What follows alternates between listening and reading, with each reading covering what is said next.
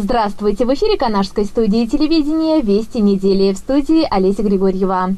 Реализация национального проекта «Экология в Чувашии», реализация государственной политики в области оказания бесплатной юридической помощи, безопасное использование газового оборудования и другие вопросы обсудили в рамках очередного единого информационного дня. Информационная группа в составе депутата Государственного совета Чувашии Киямиддина Мифтахуддинова и главы администрации Виталия Михайлова посетили муниципальное предприятие «Чистый город», комбинат школьного питания и управляющую компанию «Канашстрой». С коллективом указанных организаций обсудили актуальные темы. Киямиддин Сагырдинович, выступая по вопросу о мерах по обеспечению безопасности при использовании и содержании внутридомового и внутриквартирного газового оборудования в осенне-зимний период, проинструктировал, каким образом должен действовать человек при использовании приборов. В квартире, вот в многоквартирном жилом доме, есть внутридомовое газовое оборудование. Это от ввода дома до первого крана квартиры, это внутридомовое. Это отвечает управляющая компания. Он должен заключить договор в обязательном порядке о проведении технического обслуживания, о соблюдении всех техник безопасности, о безопасной эксплуатации газового оборудования. А после первого крана это газовое оборудование внутриквартирное. Под первый входной кран квартиры это уже ваша собственность называется. Газовая труба, счетчик, остальные газовые приборы это ваша собственность. Объем реализации газа по Чувашской республике, максимальной реализации была в 2016 году 2 миллиарда 600 миллионов кубометров, там копейками, к сожалению. Но, с одной стороны, для жителей хорошо, а для нас, как продавцов газа, плохо. Вытянем ли себе в этом году по 2 миллиарда, получится или не получится. Объем реализации резко упал. Экономное, бережное отношение к газу – это задача государства, потому что не может быть такого, что газ вот сегодня захотел, столько получил. Технологически мы готовы в пределах Чувашской республики реализовать газ под 5 миллиардов кубометров. Технологически мы готовы. Но есть отдельные участки сегодня, которые необходимы реконструкции, модернизации. Это многие, кто обращается о том, что труба проходит, дайте технические условия. Хотелось бы руководство «Газпромгазораспределения» и лично Киям Сагырдинович поблагодарить за ту работу, которую в городе в этом году проведена. Глобальная работа. Улица Свободы, вы видели, появилась новая котельная. Без помощи «Газпрома» мы бы эту котельную, конечно, вовремя не смогли сдать. Канашмишрайгаз вообще не сходил с этой котельной, поэтому огромное вам спасибо за эту работу. Плюс мини-котельную запустили, получается, по улице Канашской, 15. Тоже огромное спасибо. Тоже были ряд вопросов, которые возникали. И без вашего личного включения в этот вопрос они не могли тронуть с мертвой точки. И плюс провели переоборудование 3 домов по улице Железнодорожной. Просто в народе это нефтебаза, которые перешли на индивидуальное отопление. Перешли на индивидуальное отопление по всем правилам, по всем требованиям. То есть было согласие всех собственников жилья, и только после этого приступили к работе. Поэтому огромные слова благодарности от горожан именно руководству компании «Газпромгазораспределение» города Чебоксары. И в вашем лице конкретно. И еще хотелось бы сказать, Киям Сагырдинович, он же еще и депутат Госсовета по Канашскому городскому округу, тоже были избиратели, и слова признательности от них тоже. Национальный проект «Экология» рассчитан на ближайшие 50 лет. В 2019 году в Чувашской республике реализуются 4 проекта. Это комплексная система обращения с твердыми коммунальными отходами, оздоровление Волги, сохранение лесов, чистая вода на общую сумму 586 миллионов рублей. Также начинается в 2020 году программа «Чистая страна». Планируемая сумма к освоению в 2020 году составит 1 631 миллион рублей. В городе Канаше в ближайшее время будут установлены 200 новых евроконтейнеров для твердобытовых отходов. Соответственно, главой республики даны указания привести все контейнерные площадки в соответствие норм. Эту работу в муниципалитете начали и будем продолжать и в последующие годы. В бюджете деньги на эти цели закладываем. Все должно быть эстетично. Город становится чище и краше. Это ежедневно замечают канашцы. Действует много программ, среди них «Чистая вода». На эту программу выделено порядка 80 миллионов рублей. Комплексные мероприятия направлены на улучшение качества жизни горожан. Информационный день завершился расширенным заседанием территориального совета по профилактике правонарушений при участковом пункте полиции номер 1, где участники обсудили итоги деятельности советов профилактики правонарушений в городе. Сегодня считаю, что очень плодотворно мы поработали. Вот выслушали граждан, которые здесь собрались. И именно плюс в том нашей совместной встречи, что здесь, вот, так бы, наверное, они не смогли прийти ни к главе, ни ко мне, ни к другим приглашенным. А вот здесь вот в общем кругу создалась как раз такая вот душевная, спокойная обстановка, и они высказали свои пожелания. Олеся Григорьева, Антоний Николаев, Елена Блатцева. Вести недели. Канашский автоагрегатный завод отметил на днях свое 75-летие. Предприятие, основанное когда-то как небольшой ремонтный завод, сегодня выпускает передние оси и ведущие мосты для отечественных предприятий и входит в дивизион автокомпоненты группы ГАЗ. На юбилейном торжестве побывала Ирина Константинова.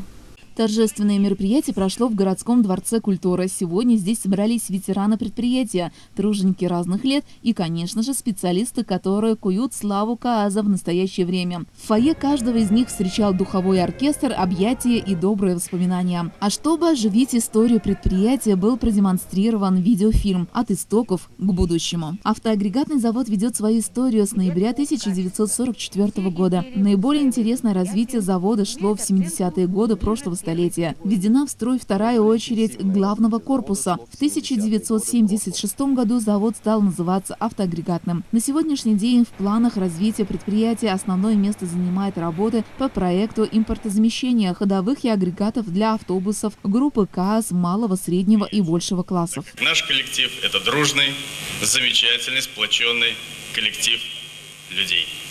Прежде всего.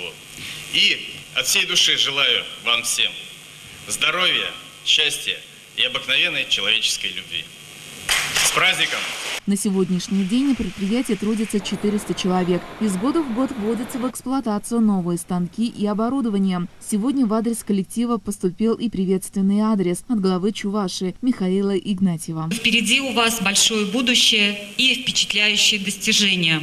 Благодарю всех работников Канашского автоагрегатного завода за добросовестный труд, профессионализм, ответственное отношение к делу и весомый вклад в развитие экономики города Канаша и Чувашской республики. Особую признательность выражаю ветеранам предприятия, которые щедро делятся своим богатым опытом и секретами мастерства с молодыми коллегами. Искренне желаю вашему дружному коллективу процветания, успехов и неустанного движения вперед к намеченным целям. Глава Чувашской республики Михаил Васильевич Игнатьев. Среди награждаемых люди, неустанно трудящиеся во благо предприятия. Любовь Стрепухина удостоилась почетной грамоты Министерства промышленности и торговли Российской Федерации. Передовики производства за многолетнюю добросовестную работу удостоились знаков почета как Чувашии, так и города и предприятия. Их тепло поприветствовали глава администрации Виталий Михайлов и депутат Государственного совета республики Виталий Иванов. Украсили праздник выступления творческих коллективов и артистов эстрады. Ирина Константинова, Антоний Николаев, Елена Блатцева. Вести недели. Год без забот. В военкомате состоялась первая отправка призывников на срочную службу. Жизнерадостные лица будущих солдат и чувство восхищения у провожающих родных и близких. Что, кроме этого стандартного набора эмоций, сопровождало отправку, в материале Антония Николаева.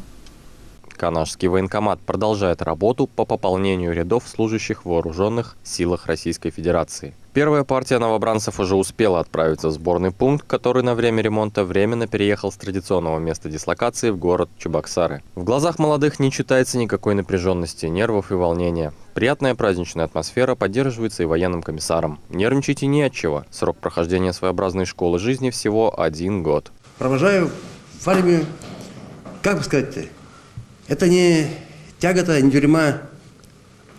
Спать уложат, утром поднимут, в обед накормят.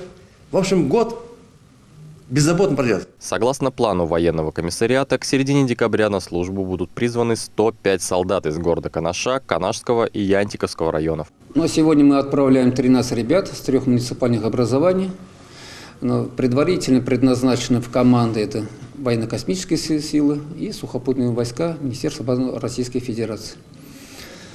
Ну, осенний призыв у нас немножко для нас, для военного комиссариата города Канаш пока неприемлемо. Мы отправляем ребят на республиканский сборный пункт, временный сборный пункт, это, который располагается в городе Чебоксар на старой базе кадетской школы. Ну а что заботит больше всего родителей? География отправок, условия в военных частях и возможность посещения. Стоит сказать, что в большинстве частей руководство идет навстречу родственникам, в связи с чем им разрешается присутствовать на присяге и периодически навещать своих сыновей. Также напутственными словами проводил призывников в добрый путь и священнослужитель. Быть верными отчизне своим, родителям своим и отслужить достойно, вернуться здоровыми, крепкими, мужественными, да, и в дальнейшем, после службы в армии, дальше служить родине своей. Последние приготовления перед отправкой завершены, документы розданы, состоялись объятия с родственниками, друзьями, традиционное фото. Новобранцы погрузились в автобус и обратный отчет пошел. Антоний Николаев, Елена Бладцева, Вести недели. Ответственное отношение к собственным сбережениям – одна из целей, которую преследует стартовавшая в Чувашии 6-я Всероссийская неделя сбережений. Ежегодно жители более чем из 80 регионов участвуют в данном мероприятии. Кантет и финансовый колледж активно приняли в нем участие. 6-я Всероссийская неделя сбережений в текущем году стартовала под девизом «Дружи с цифрой, дружи с финансами». Ее проводит Федеральное министерство финансов. В канашском филиале финуниверситета к подготовке проекта подошли с максимальной ответственностью, так как эти студенты с первого курса узнают основные принципы финансовой грамотности. Всего в этом учебном заведении обучается 400 студентов по 4 направлениям. Сегодня в рамках данного мероприятия проходят различные занятия. Финансовый квест, когда находишь задание, разгадываешь его и понимаешь, где и что искать. Ребята начали поиск в библиотеке, а сундук уже нашли в музее колледжа. В это время другая группа студентов прослушивала лекции и участвовала в практическом задании. Что такое вклады, какие они бывают, как сделать наиболее выгодный шаг. Об этом говорили ребята. Актуальная информация по финансовому состоянию. Эта информация позволит им компетентно и грамотно действовать в финансовых ситуациях, а также поможет им в повседневной жизни. Бесспорно, в рамках проекта ребята узнают много полезной информации. Студенты колледжа активно участвовали в обширной программе, но больше всего мне понравился интерактивный квест в форме расследования. Он помог нам погрузиться в захватывающую игру с неожиданной развязкой. Ведь каждый день мы сталкиваемся с цифровизацией финансовых услуг. Это стало неотъемлемой частью нашей студенческой жизни. Но мы же редко задумываемся о рисках, которые могут возникнуть. А ведь они есть, средства можно потерять буквально в один миг. Поэтому повышайте финансовую грамотность вместе с нами. Приходите на мероприятие в наш колледж. Начиная с 2014 года в мероприятии участвовало более 10 миллионов россиян. Канашский транспортно-энергетический техникум также не остался в стороне. В рамках недели в 2 корпусах учебного заведения прошли десятки встреч. Они носили разные названия, но цель преследовали одну. Особенно ребятам запомнилось мероприятие «Учись считать деньги», потому что на данном мероприятии студенты учились считать свои финансы, планировать бюджет и ставить перед собой финансовые цели.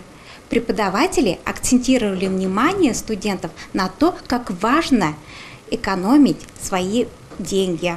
Сегодня в библиотечном зале представлена тематическая выставка книг для увеличения уровня финансовых знаний. Сегодня же здесь проходит еще и конкурс. В соревновательном духе ребята вспоминают и узнают новые термины и факты. Объявляю результаты. Со счетом 18-10 выигрывает первая команда.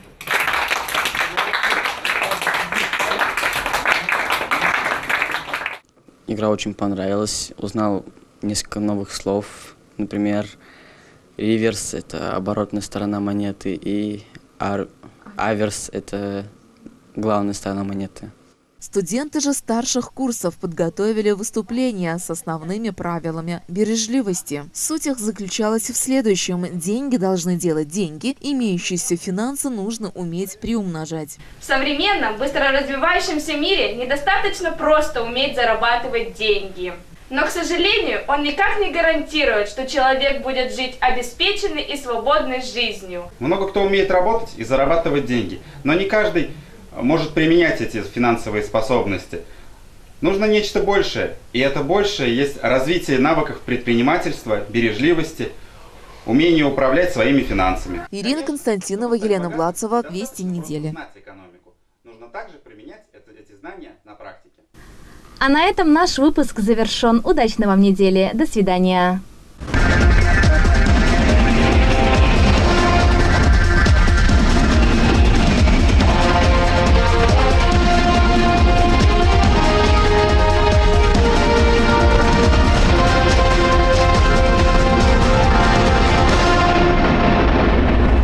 Низкие цены мечта, низкие цены реальность с магазином «Светофор».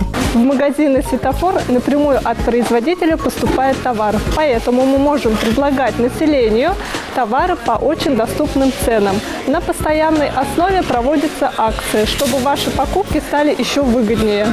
Все группы товаров – продукты, бытовая техника, посуда, бытовая химия, одежда, обувь, хозяйственные товары, товары для дома и многое другое. Постоянные акции помогут сэкономить ваш бюджет. Мы здесь для праздничного стола все взяли, все необходимое. У нас, конечно, большое мероприятие. Завтра у нас свадьба. Вот мы готовимся с настроением. Здесь мы экономим свой бюджет. Нам нравится сюда приезжать. Мы частенько сюда приезжаем, покупаем все необходимое. И покупками довольны, наверное. Да, очень довольны. Огромное количество новинок, детские товары, игрушки, товары для домашних питомцев. Все по самой низкой цене. Я очень часто хожу в «Светофор». Здесь очень выгодно покупать. Мне очень нравятся продукты, ассортимент. Здесь очень часто ходит много народа.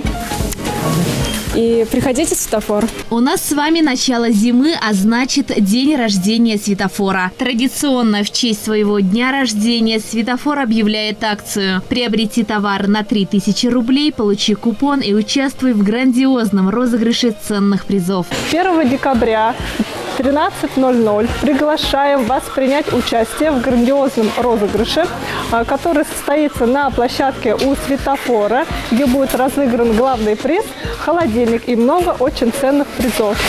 Главный приз – холодильник, а также телевизор, микроволновая печь и много других подарков. Торопись! Розыгрыш состоится 1 декабря в 13 часов на территории магазина «Светофор». Приходите в «Светофор», совершайте умные покупки, экономьте вместе с нами. Будем рады вас видеть. А сегодня мы вам предлагаем купить товары по акционным ценам. Подсолнечное масло 5 литров 299,90. Горбуша свежемороженая 1 килограмм 169,90. Лучшие товары и лучшие цены у нас. Город Канаш, Котовского, 4.